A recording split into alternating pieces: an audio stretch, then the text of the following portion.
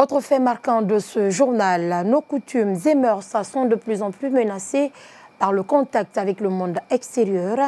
De nos jours, ces pratiques, autrefois source de bonheur des sociétés ancestrales, sont de plus en plus piétinées et mises au second plan par la nouvelle génération.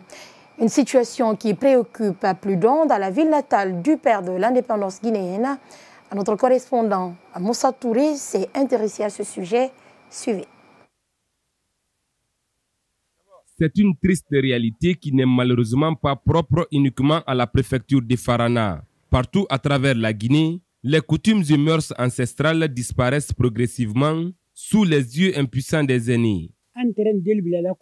Plusieurs enfants étaient circoncis au même moment. Cela n'est plus d'actualité. Après le mariage, les amoureux faisaient 7 jours à la maison sans sortir.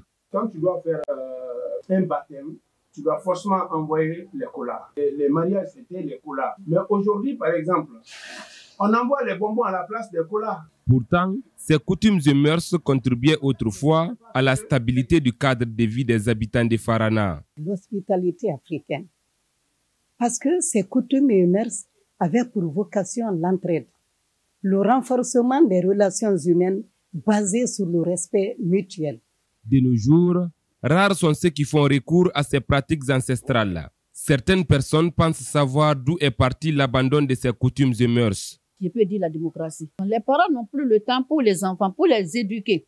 La tradition orale a tendance à disparaître. C'est parti de ce choc entre l'Afrique et les Arabes, et l'Arabie et l'Europe. À ce jour, avec le mépris des cultures et mœurs ancestrales, les conséquences sont nombreuses et affectent de plus en plus les sociétés africaines.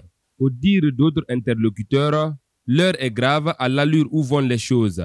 Pour faire face à l'impact de la mondialisation sur les sociétés africaines, Mohamed Cherif Haïdara fait des recommandations envers la génération montante. En ce 21e siècle, ce sont les jeunes qui doivent valoriser nos coutumes et mœurs.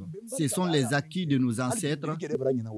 Ce n'est pas tout. L'État a aussi un rôle important à jouer dans la valorisation de nos coutumes et mœurs. En attendant, l'impact de la culture occidentale continue à influencer de plus belle la génération montante.